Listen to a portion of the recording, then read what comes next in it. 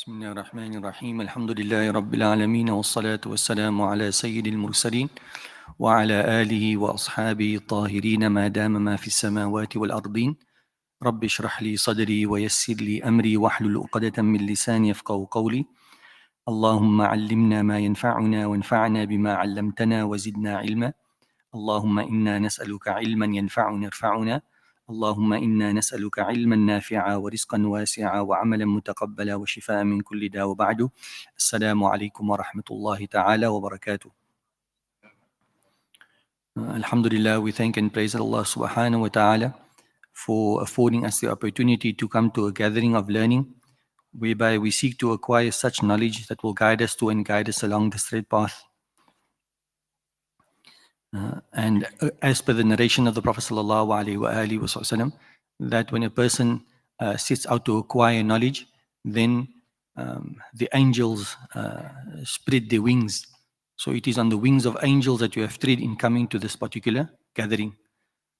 There are a few explanations in this particular regard, but Shaykh Abdul Hafidh al-Makki rahimahullah, one of our recent contemporary scholars, he had a unique explanation for this narration. And he says that the reason why the angels would spread their wings under the feet of a seeker of knowledge is so that the angels can take blessings from the student. So if it indicates to anything, it indicates to the auspiciousness of the acquisition of knowledge. So may Allah subhanahu wa ta'ala accept our coming here, and may Allah subhanahu wa ta'ala grant us the requisite sincerity bi'idhnillah subhanahu wa ta'ala. So today we're going to read very relevant issues relating to talaq. The text reads, وَيَمْلِكُ الْحُرُّ ثَلَاثَ تَطْلِيقَاتٍ وَالْعَبْدُ طَلْقَتَيْنِ. That a free person, so our fiqh books is also written in a particular era, and that era was where you had free people, like a free person, hur, and then you also had slaves, abd. So within an Islamic paradigm, the rules that relate to free people are different from the rules that relate to a slave. So if the husband happens to be a free person, and then he has, the literal translation would be he owns 3 divorces. In other words, he can divorce his wife once, twice, and the third time is now an irrevocable divorce. However, if the husband happened to be a slave, then normally a slave is half of a free person, but you can't divide 3 into like 1.5, so there has to be 2. We'll come to learn later on. I don't know if we've covered that particular issue, but we've come to learn later on that if a person says to his wife, I give you half a divorce, طَلَّقْتُكِ نِصْفَ طَلْقَةٍ, I divorce you, but a half a divorce. So the scholars say that half a divorce is a full divorce, because you can't divide a divorce. So therefore, if a free person had 4 divorces and divided in as 2, but since it's 3, and if you divide it becomes 1.5, but half a divorce is equal to 1, therefore if the husband happens to be a slave, he can only issue 2 divorces. After he issues 2 divorces, then his wife is irrevocably divorced. But for a free person, when he issues 3 divorces, and then the wife is irrevocably divorced. This is a very important point, because somehow or the other, in Cape Town in particular, and it's something which is still prevalent till today. A person, many people feel, the husband feels, that if he issues a single divorce, then his wife is not properly divorced. In order for her to be properly divorced, he must issue 3 divorces. That's incorrect. If a husband issues 1 divorce, that divorce falls, she goes into a waiting period, there's no need to issue 3 divorces. Very recently, a very good friend of mine called me, and he said, I'm calling you because I just want to verify with you that this is correct, and I'm telling these people here that if a husband divorces his wife once, and then that divorce is an incomplete divorce, he must divorce her thrice for the divorce to be effective. I said, no, that's incorrect. That's an incorrect understanding. So this is very important. No. And Allah subhanahu wa ta'ala knows best. So the text is very clear, وَيَمْلِكُ الْحُرُّ ثَلَاثَ تَطْلِيقَاتٍ وَالْعَبْدُ تَلْقَتَيْنِ. That a free person, he has 3 divorces and a slave has 2 divorces. And then the author goes on to mention, again, like we explained before, the ruling of talaq. What is the ruling? In Islam, just about everything, or generally, or typically, it can be categorized in one of 5 rulings. Something is either fard, or on the other side is haram. Or it is sunnah, recommended, or it is makruh, reprehensible.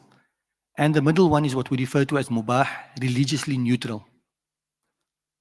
So when it comes to talaq, what is the legal ruling? What is the hukm shar'i, what we refer to in Arabic? So we've already established that it is not haram for a person to issue a divorce, but it is makruh. It is makruh. So the author now says, وَيُكْرَهُ الطَّلَاقُ مِنَ غَيْرِ حَاجَةٍ. It is reprehensible to issue a divorce when there's no need to do so. The husband just willy-nilly, he issues a divorce. Now, وَجَمْعُهَا فِي طُهْرٍ وَاحِدٍ أَشَدُّ وَالثَّلَاثُ أَشَدُّ. So it is reprehensible to issue a divorce without a valid cause, without justification. Then to issue 3 divorces is more severe in terms of his reprehensiveness. And then to do all 3 in one clean period is even more reprehensible. And Allah SWT knows best. So this is basically the extent to what our discussions are going to be now, inshallah. So the same format we followed yesterday. We read the text, get the framework, and then we read through the detail, inshallah, bi'idhnillah subhanahu wa ta'ala. So, ويملك الزوج الحر 3 تطليقات سواء كانت الزوجة حرة أم أمة.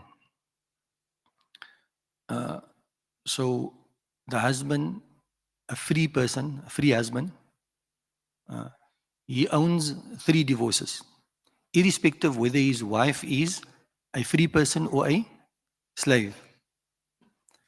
So in other words, the amount of divorces depends on the status quo of the husband, not the wife.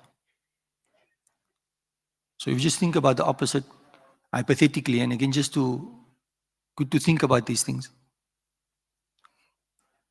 If a slave is married to a free lady, so how much divorces does he have? 2. He divorces her once. If he divorces a second time, irrevocably divorce. She must get married to somebody else, consummate the marriage, a divorce, waiting period, then only can get back to her. So in other words, when we look at the amount of divorces a person has, we don't look at the wife, rather we look at the husband. The opposite, for example, if a slave, we mentioned slave getting married to a free lady. What if a free man is married to a slave? Then for her to be irrevocably divorced, not going to be 2, it's going to be 3. So the rule still stands, in other words. The rule is an unrestricted rule. A free person has 3 divorces and a slave has 2 divorces. I think importantly for us is just to realize that if you think about it, and scholars draw the similitude of 3 arrows in a quiver. Those are. Or for us, 3 bullets in a magazine. You only have that 3. The moment you dispense of those 3, then your wife is irrevocably divorced. So we should have caution and exercise caution in this particular regard. So what is the proof that a person only has 3 divorces? You can't add more to that. لأنه صلى الله عليه وسلم سئل عن قوله تعالى الطلاق مرتان أين الثالثة فقال أو تسريح بإحسان. So the Prophet ﷺ, the verse of the Holy Quran in Surah Al-Baqarah, الطلاق مرتان, divorce is twice. So then the Prophet ﷺ was asked, what about the third one? So then the Prophet ﷺ says, إمساك بمعروف, after you've issued your wife with 2 divorces, it is either imsak bima'ruf or tasrihum biihsan. Either you hold on to in a good way, because if you're going to issue the 3rd divorce, then she's irrevocably divorced. So either you hold on to in a good way, or you separate in a good way. And this is the most important driving principle behind us reading through Kitab al-Talaq. Number 1 is you don't find much circles of learning where talaq will be read. Number 1. Number 2, to impress upon us that when we get married, it is a form of partnership. And وَإِنَّ كَثِيرًا مِنَ الْخُلَطَاءِ, the nature of certain partnerships is لا يبغي بعضهم على بعض. That the one seeks to transgress against the other one, generally. إلا الذين آمنوا وعملوا الصالحات. Except those who believe and do good deeds. May Allah make us from amongst those. That when we enter into a partnership, our scholars also say, النفوس مجبولة على التظالم. That if you don't watch yourself, then the self, the animalistic self, has a tendency to transgress over the other one. So we always need to rein ourselves in. So when we're in a relationship, particularly in a marital relationship, then the ground rules are very simple. Imsak bima'ruf, you hold on to your wife in a good way. عاشروهن بالمعروف, live with him in a good way. أو إمساك أو تسريح بإحسان. Or if it comes that you can't manage living amicably with one another, then the option is تسريح بإحسان. You separate, but in a good way. In a good way. So these are the principles that we need to live our marital lives by. والعبد ولو مكاتبا أو مبعضا يملك طلقتين فقط. So he now speaks about the slave, and the slave has 2 divorces, irrespective whether he's married to a free lady or he's married to a slave, like him. Now, تنبيها. So here the scholars are going to discuss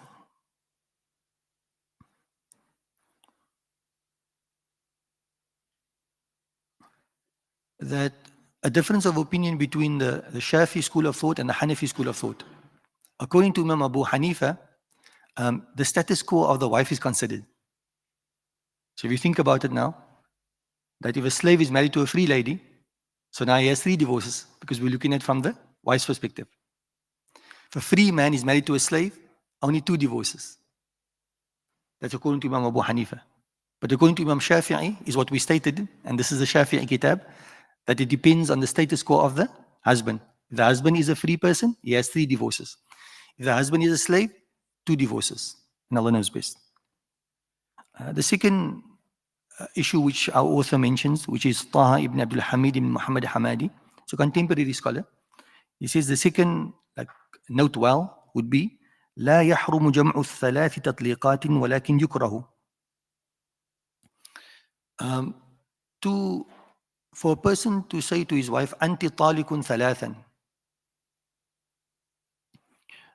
3 divorces.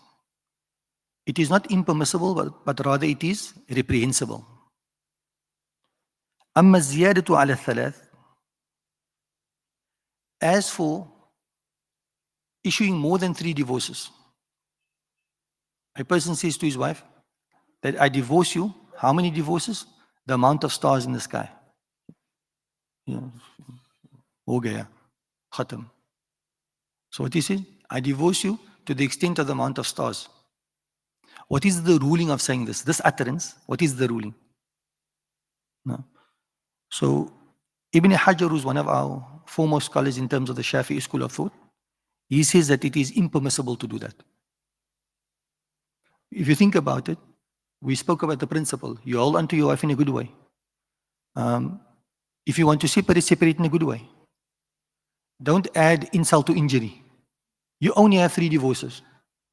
But now you want to make a point and say that, I'm giving you over and above 3 divorces. I divorce you to infinity. For the fuqaha, for the jurists to use the word haram, it's a very weighty word. Hurma, impermissible. You shouldn't do that. وعلة التحريم بأنه تعاطي عقد فاسد وهو حرام. So they give a ground rule, and I think it's an important rule, ties into what you're studying in the morning in terms of Islamic contract law.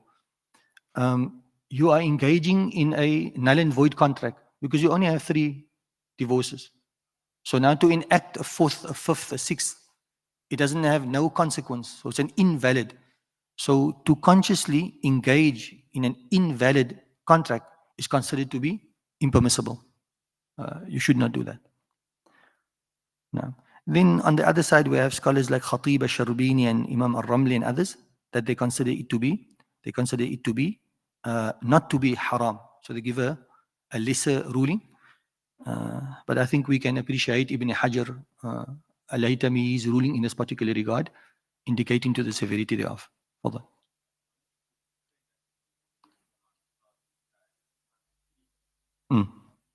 That issue is going to come later, bi'idhnillah subhanahu wa ta'ala. So here they're discussing the point of when you go beyond 3, what's the ruling of doing that? So there's two things. It's very important. Your question brings something to mind now. In Islam or Islamic contract law, and this is a form of a contract, there are two types of contracts. One is contract which is null and void, and the other one is something which may be valid but it's impermissible. You will study with Monna Yahya that trading at the time of Jumu'ah, what is the ruling?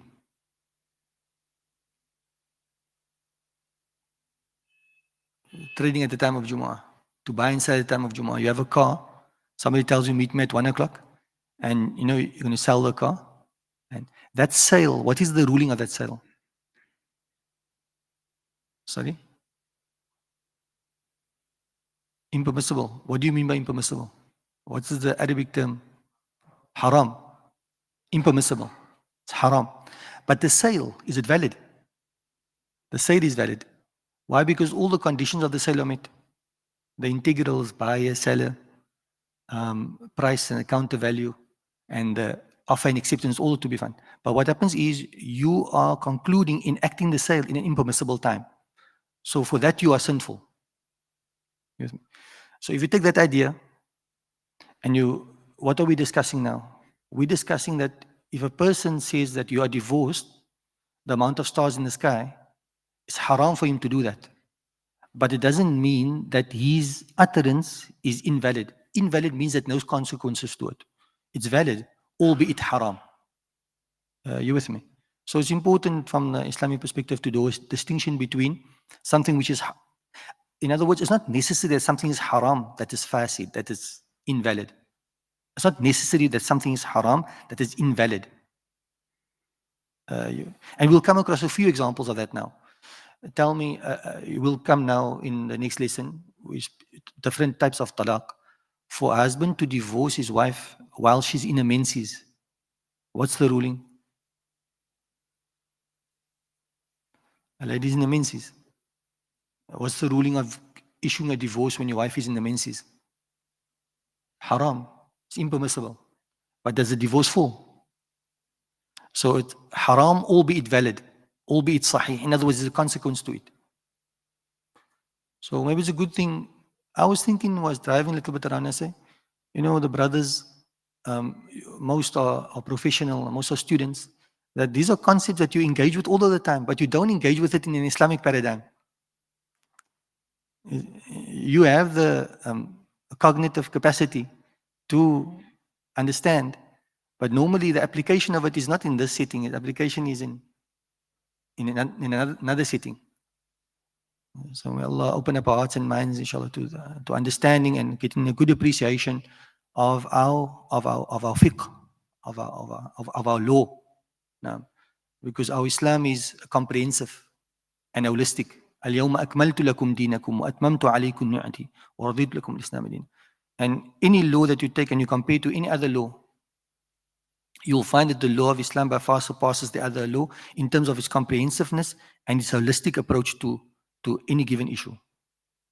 Now, and we're in the month of Ramadan, and you've heard a number of times, and this is a point which Sheikh Mustafa Al-Khan, he had the title of Ustad al-Asatida, the teacher of the teachers.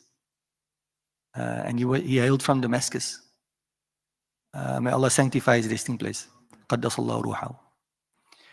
So he mentions in the introduction to one of his books on Islamic legal theory called Al-Kafi al-Wafi fi Usul al-Fiqh.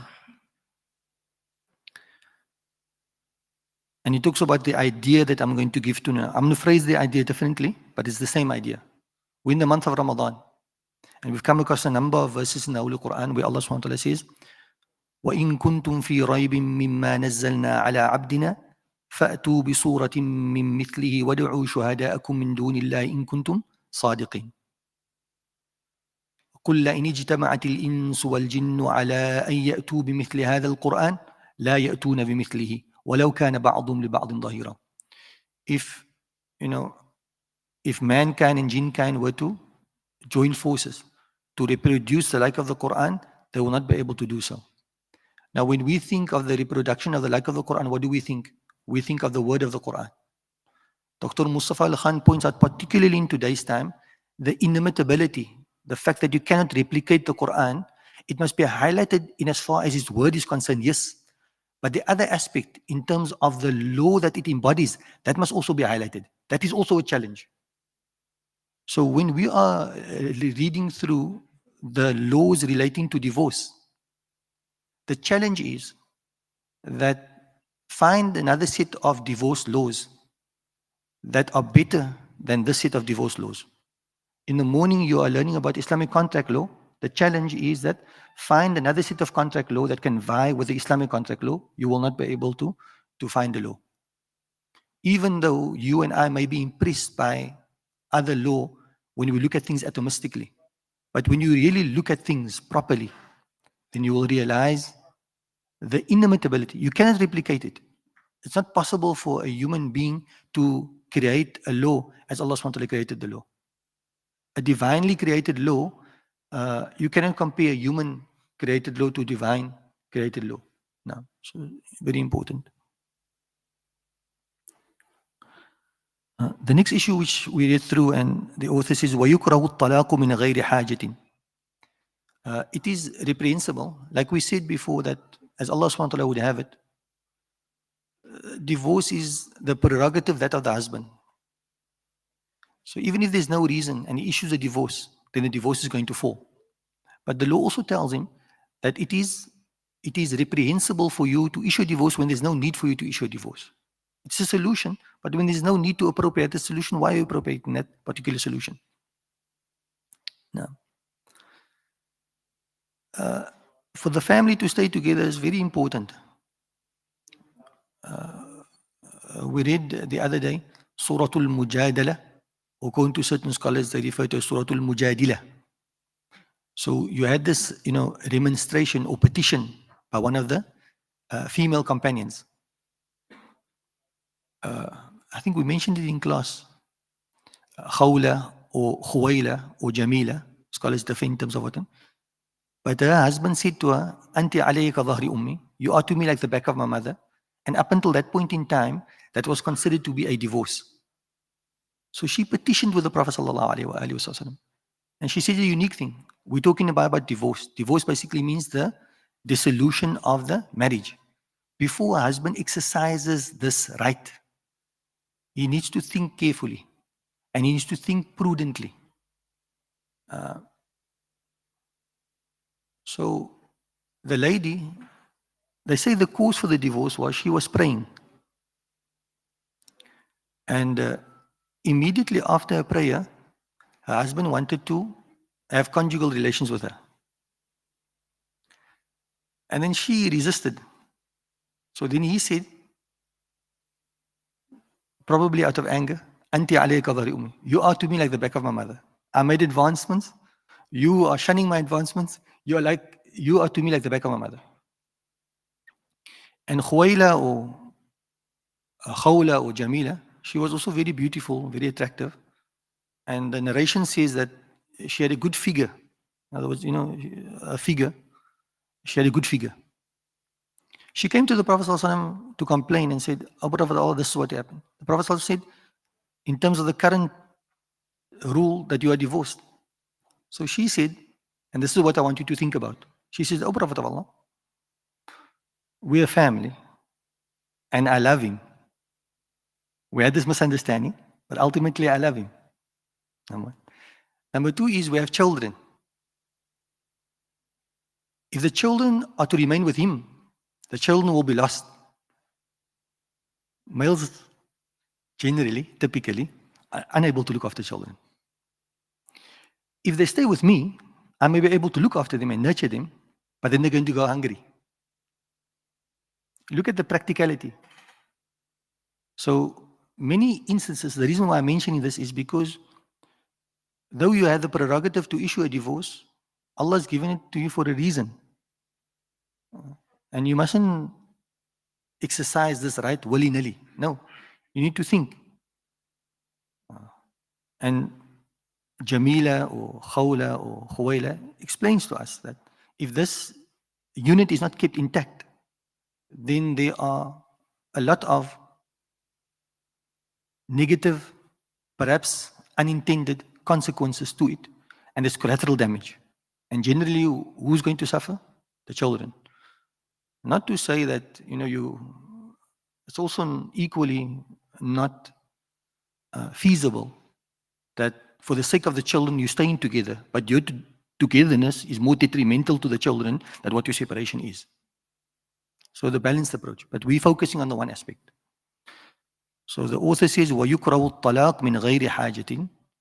It is reprehensible to issue a divorce when there's no need. So what is meant by when there's a no need? بأن كان الحال بينهما مستقيما. That the condition between them two is mustaqim. Mustaqim basically means to be straight. In other words, they have a good relationship. There may be ups and downs, but overall, they have a good relationship. There's no need to issue divorce. ولا يكره شيئا من دينها ولا خلقها وخلقها. And the husband, he doesn't have a disinclination to her religion. In other words, there's no problem with her religion. She's a practicing Muslim. Ma. ولا خلقها. And neither does he have any issue in terms of her physique. There's no issue. ولا خلقها. And neither does he have an issue with her character. In other words, there's no reason for him to issue the divorce. And very importantly, ولا يخاف التقصير في حقها. And he doesn't fear or doesn't apprehend that he will fall short in terms of fulfilling her right. If a person is married and he realizes that he is unable to fulfill the rights of the marriage, and the basic right is providing maintenance, food, drink, and shelter. If he's unable to provide this, and this is the basis for him issuing the divorce, then it's no longer reprehensible, because this is a valid. You don't assume a responsibility that you're unable to fulfill. You don't assume a responsibility that you're unable to fulfill. So in those particular set of circumstances, it will no longer be reprehensible for the husband to issue his wife with a divorce if he's unable to fulfill the rights of the marriage. We're talking about marriage. Every now and then you see the people say they kitten, looking for a home. Kitten is maintenance. And on average, depending on the type of gourmet cat food that you're providing for the kitten, it may very well cost you around about 450 rand a month. From a Sharia perspective, if you're unable to afford that 450 rands, then you can't take on the cat. Within an Islamic paradigm, if you had an animal and you're not looking after the animal, and we had a judiciary, we'd go to the judiciary and they would attach that animal because you're unable to look after the animal. So if that is the rights that a living entity has, then to a greater degree, when you get married and you have a responsibility in terms of a family, then this is a very serious responsibility that you've taken upon yourself. And may Allah subhanahu wa ta'ala enable us to fulfill this responsibility with the due diligence that is required, with the dignity that is required, and with the proper decorum and honor that befits and suits it. Therefore, our scholars even say, when you maintenance,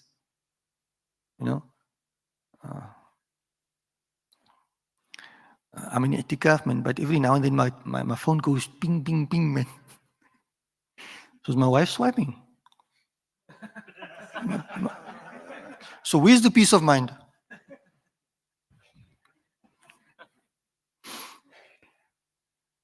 So when our scholars talk about, my point being, that when scholars speak about nafaqah, they even talk about the etiquette when you are giving your wife the money.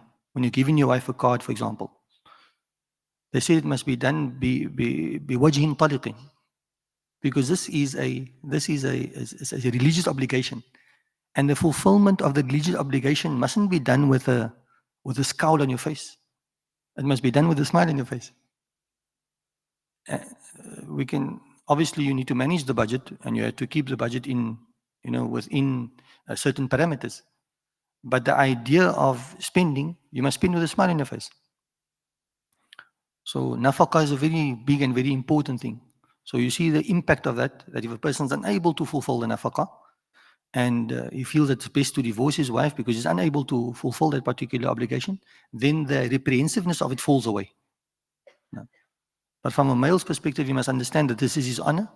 And الرجال قوامون على النساء بما فضل الله بعضهم على بعض, that Allah subhanahu wa ta'ala has given preference to the male over the female. And Allah subhanahu wa ta'ala states two reasons here. بما فضل الله بعضهم على بعض, Allah is giving preference to certain creation over others.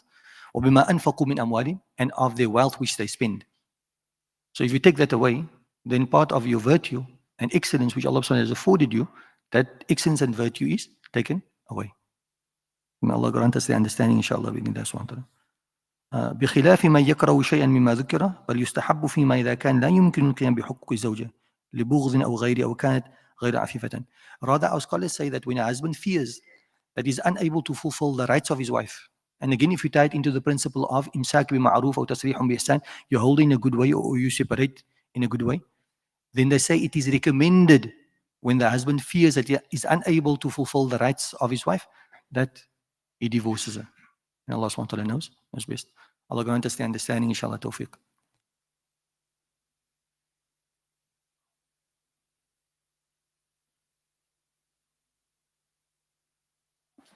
So we'll read a bit through Sahih Muslim, inshallah. We didn't read yesterday, and then we'll read through the Mukhtarat, inshallah.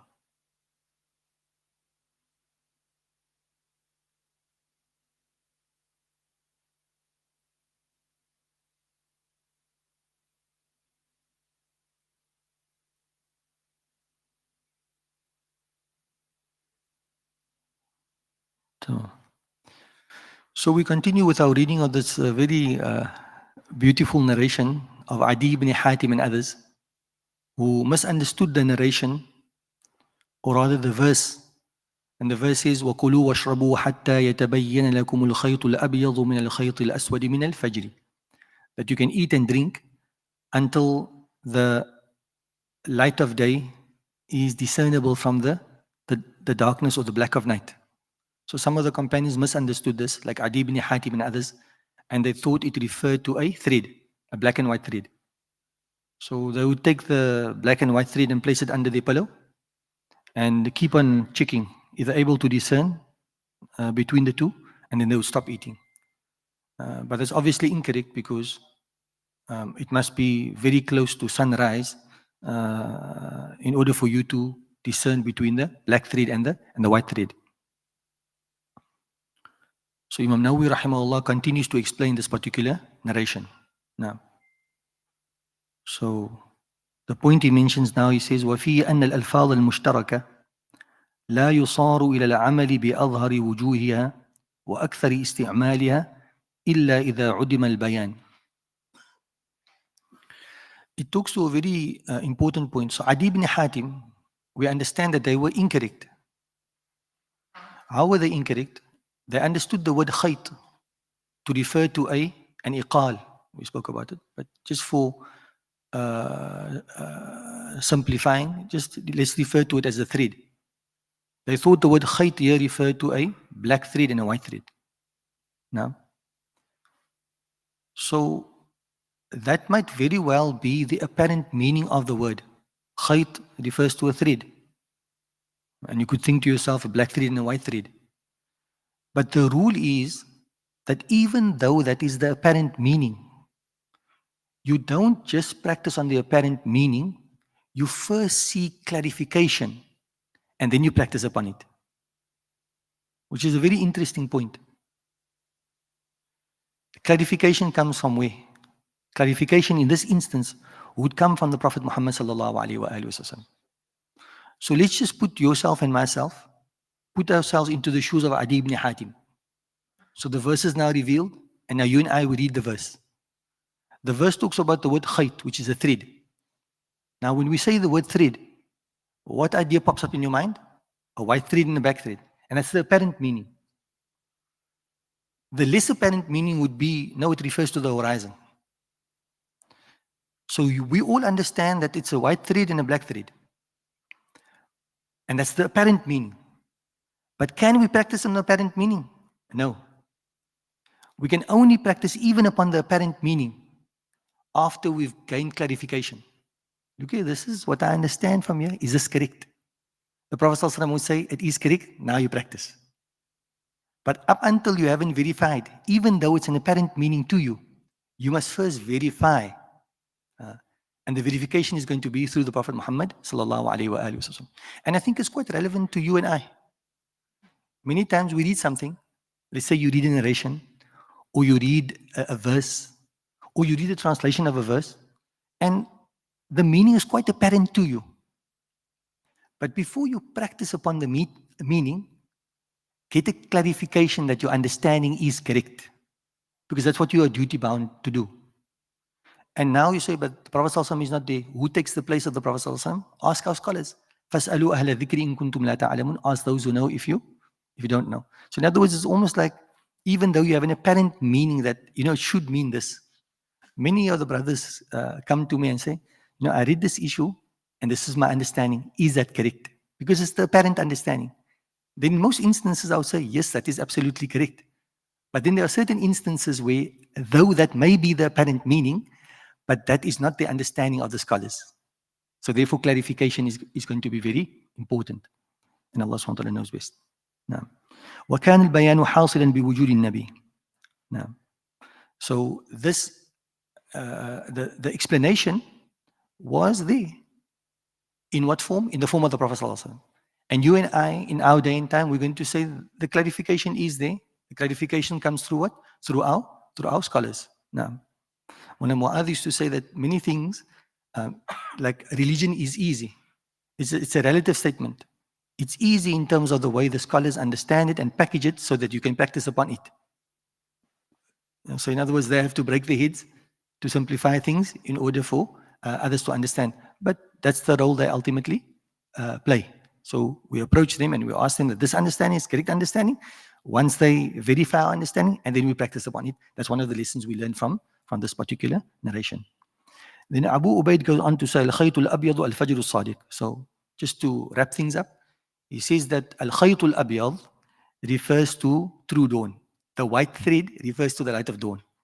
Wal-Khaytul Aswad Al-Layl, and the black thread basically refers to the darkness of the night.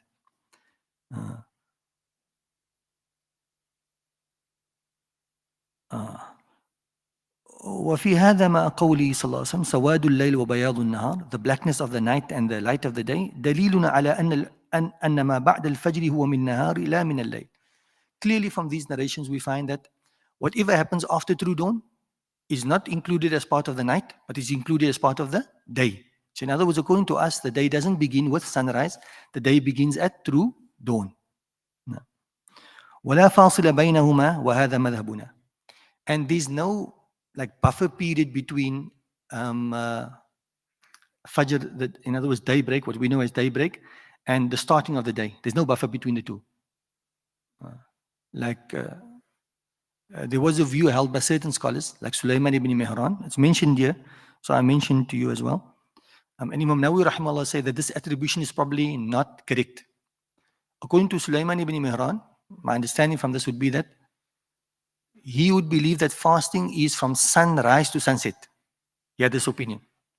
But then if you were to tell him that, but daybreak happens much earlier than that Fajr, then you would say, yes, you have Fajr at that time, but there's almost like a buffer between Fajr and the starting of the day. We say no, there's no buffer between Fajr, true dawn, and the starting of the day. The moment you have true dawn, that's when the day starts. So that's the starting of your day, and Allah subhanahu wa ta'ala knows best. Allah grant us the tawfiq and open up our hearts and minds to the understandings that Imam Nawawi rahimahullah is facilitating for us. We read in the hadith, but when we draw the principles therefrom, we find that they're universally applicable and helps us in our everyday interaction with the Sharia. Barakallah. We won't take too much time, inshallah, because now we started at about 10 to. So now we on to about 40 minutes. We'll read one of the letters, inshallah, bi'idhnillah subhanahu wa ta'ala, and then we'll take it from there. This is the highlight for me, reading through the Mukhtarat of Imam As-Sarindi.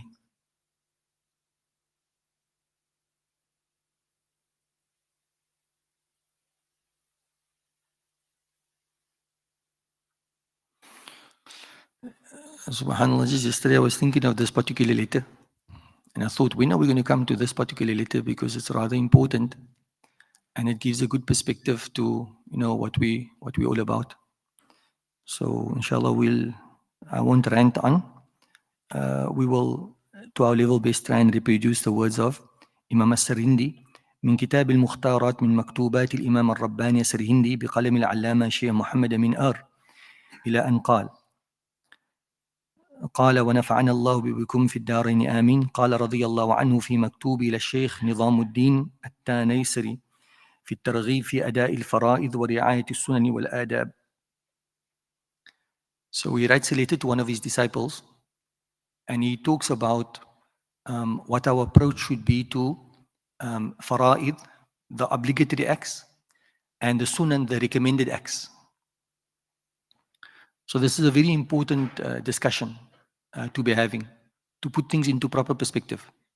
Because many times you and I, we preoccupy ourselves with recommended acts at the expense of an obligatory act. That doesn't draw us closer to Allah subhanahu wa ta'ala. It really can be quite counterproductive. And the reason why it's important, we find sometimes that we attend a gathering of remembrance. And a gathering of remembrance is recommended. But we will attend the gathering of remembrance which happens after Isha, but we didn't pray our Isha. So here we have a recommended act being done, but at the expense of a fard act. There's a beautiful explanation for the verse that, how does the verse go?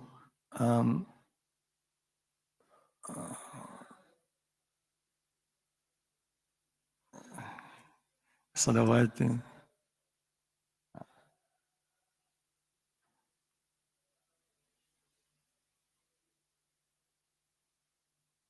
It's fine.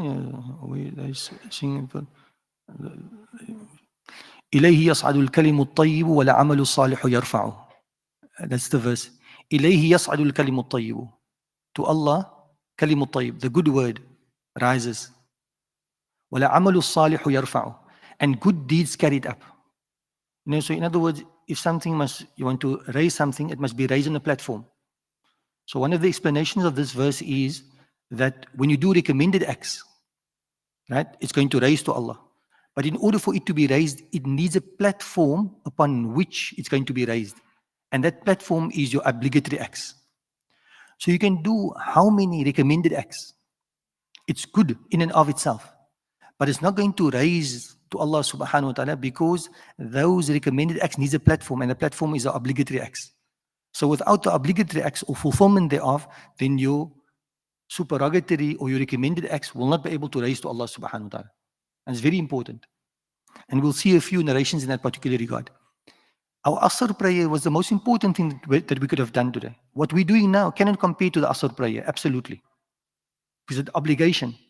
And Allah subhanahu wa ta'ala, these exoteric acts of worship, Allah subhanahu wa ta'ala designed them to fulfill a certain purpose. No matter what we do of recommended acts, those recommended acts are not designed to give you that same spiritual benefit. So the ultimate spiritual benefit to be had is in the fulfillment of your obligatory acts. And many times we are fooled and deceived by being preoccupied with recommended acts at the expense of, and then it's counterproductive because, we're taking one step forward and 10 steps backwards. And that's how the devil can also deceive us. And for aspirants like yourselves and seekers of Allah, you want to gain closeness to Allah subhanahu wa ta'ala, the decision between good and bad is not difficult because it's clear. But the decision between good, better, and best is always difficult. And here Allah subhanahu wa ta'ala is telling you clearly, a recommended act. Don't do a recommended act. Don't do something good at the expense of sacrificing something better. And in Islam, there's no way that a recommended act can be compared to a fard act. So due importance and ihtimam, concern must be given to fulfilling the obligations. That which Allah subhanahu wa ta'ala has made obligatory upon us. And it shouldn't be that we do something recommended at the expense of something obligatory. So he says, أَصَمَنَ اللَّهُ سُبْحَانَهُ وَإِيَّاكُمْ عَنِ التَّعَصُّبِ وَالتَّعَسُّفِ. May Allah protect you and protect us from ani ta'assub. Ta'assub is fundamentalism, partisanship, to being a bigot. ونجانا وإياكم عن التلهف والتأسف بحرمة سيد البشر المنفي عنه زيغ البصر عليه وعلى آله من الصلوات أتمها ومن تسليم أكملها واعلم. So he says, know well أن مقربات الأعمال, those deeds which brings you closer to Allah subhanahu wa ta'ala. So فَاسْجُدْ وَقَتَرِبْ, that fall prostrate. Why do you fall prostrate? The idea behind it is to gain closeness to Allah subhanahu wa ta'ala. And it might appear paradoxical that you're putting your forehead right on the ground, lowest part, on the face of the earth. And in doing so, you're gaining closeness to Allah subhanahu wa ta'ala. أَقْرَبْ مَا يَكُونُ الْعَبْدُ وَهُوَ سَاجِدٌ. The closest you can be to Allah is while you're in sajda. So what's the idea behind all of these spiritual works? The idea behind it is to gain closeness to Allah subhanahu wa ta'ala.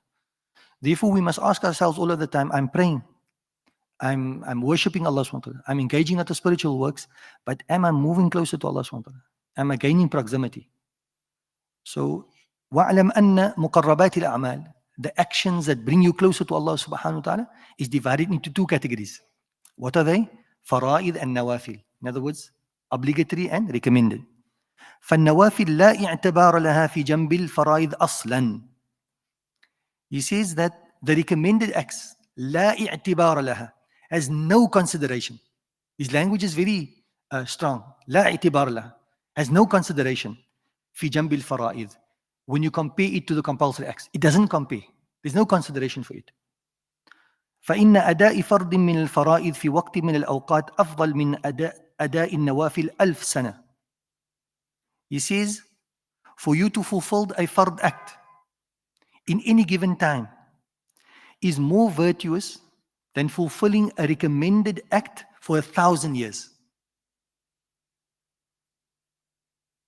So in other words, you can, from after Asr, all of the night, you sit through and you pray diligently. That can never equate to the Asr Salah that you were supposed to perform, or the Isha Salah. You can make dhikr all night after Isha, up until Fajr. It doesn't equate to anything. It's important, to put these things into perspective properly. وَإِنْ أُدِّيَتْ بِنِيَّةٍ خَالِصَةٍ, even though you do that recommended acts for 1,000 years with the most sincere of intentions. أي نفل كان من الصلاة والصوم والذكر والفكر وأمثال ذلك. It doesn't matter what type of recommended act you're busying yourself with, whether it be prayer, whether it be fasting, whether it be remembrance, thinking, and contemplating about the creation of Allah subhanahu wa ta'ala, etc. بل أقول, rather I say, إن رعاية سنة من السنن وأدب من الآداب حين أداء الفرائض لها ذلك الحكم أيضا. Even my understanding of this has changed from the first time I read it. But when you have a compulsory act, an obligatory act, now your obligatory act of salah, for example, is made up of the fard parts and made up of the recommended parts. You cannot equate the fard parts of your salah to the recommended parts of the salah. So in other words, the recitation of the Fatiha is compulsory. The recitation of a surah is recommended. So let's say I'm making salah. The Fatiha, Spirigon Jalus. You remember Spirigon Jalus? You never heard of Spirigon Jalus? The Marcia. Andra. I think it goes something like that. Andra, Spirigon Jalus. So when it comes to the Fatiha, Spirigon Jalus.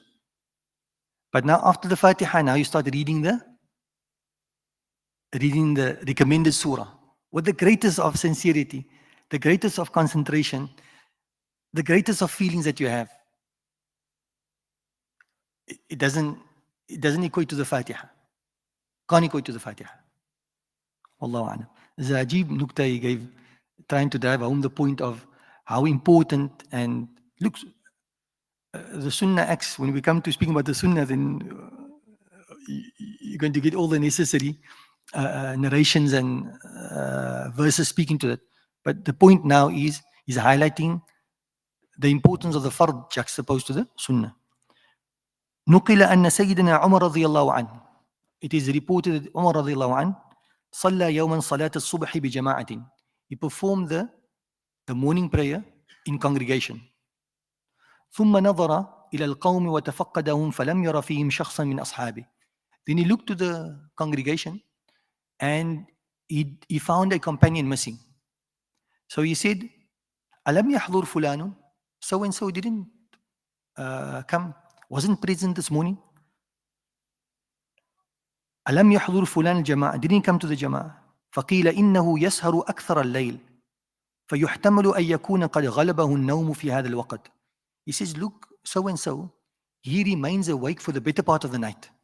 And it's quite possible that towards the end of the night, that sleep overtook him. And as a result, he missed the Fajr prayer.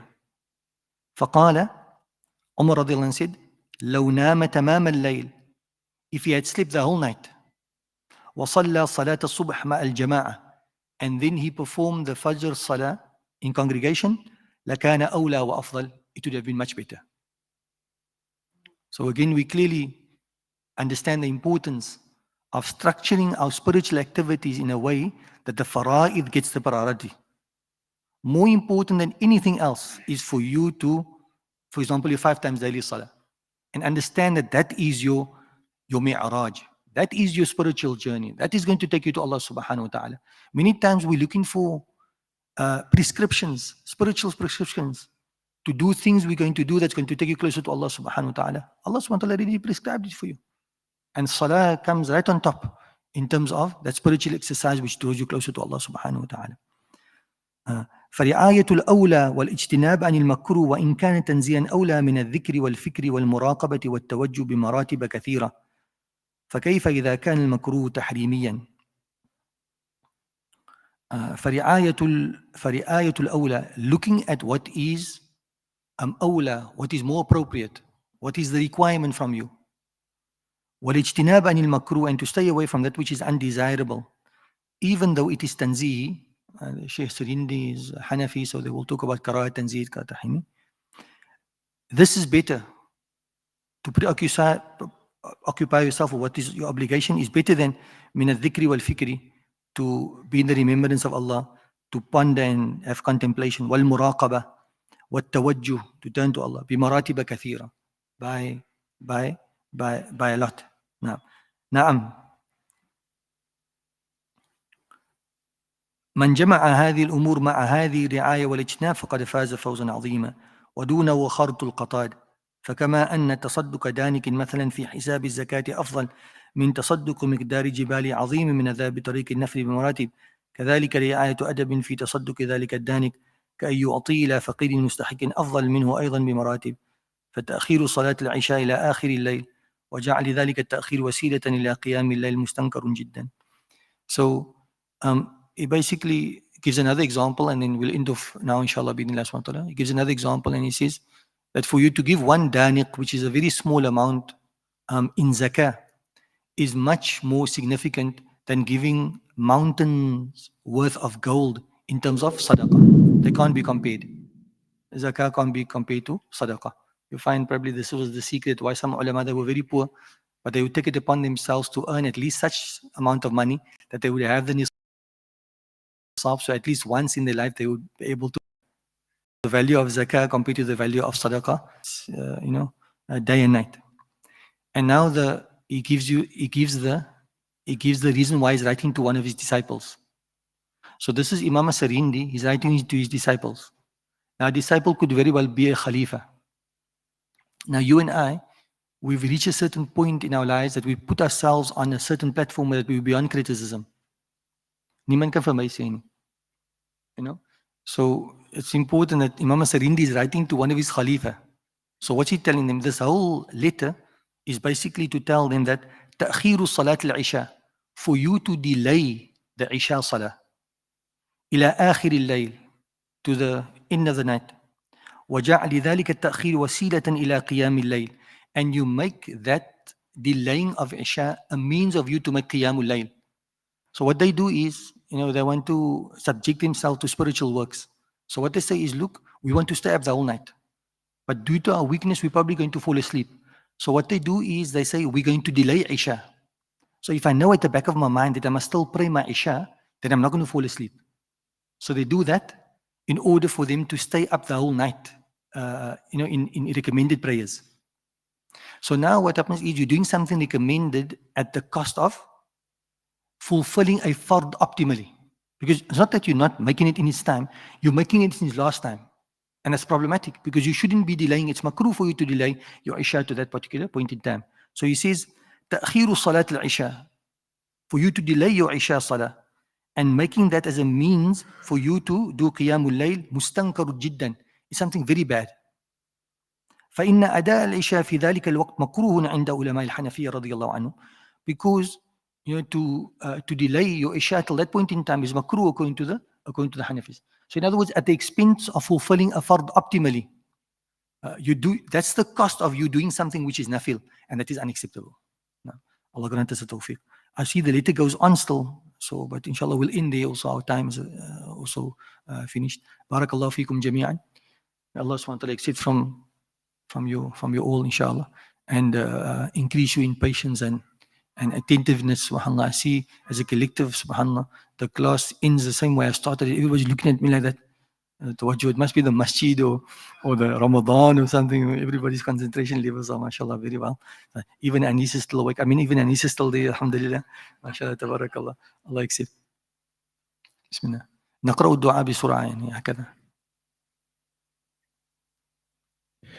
ربنا انفعنا بما علمتنا، رب علمنا الذي ينفعنا، رب فقهنا وفقه أهلنا وقرابة لنا في ديننا مع أهل القدر أنثى وذكر، رب وفقنا ووفقهم لما ترتضي قولا وفعلا كرما، وارزق الكل حلالا دائما، وأخلنا أتقياء علماء نهضى بالخير ونكفى كل شر، ربنا وأصلح لنا كل شؤون، وأكرم بالرضا منك العيون، واقض عنا ربنا كل الديون قبل أن تأتينا رسل المنون، واغفر استر أنت أكرم من سكر، وصلاة الله تغشى المصطفى من إلى الحق دعانا والوفاء، في كتاب فيه للناس شفاء، وعلى الآل الكرام شرفاء، وعلى الصحب المصابيح الغرم، اللهم اهدنا بهداك واجعلنا ممن يسارع في رضاك، ولا تولينا وليا سواك، ولا تجعلنا ممن خالف أمرك وعصاك، وحسبنا الله ونعم الوكيل، ولا حول ولا قوة إلا بالله العظيم العظيم.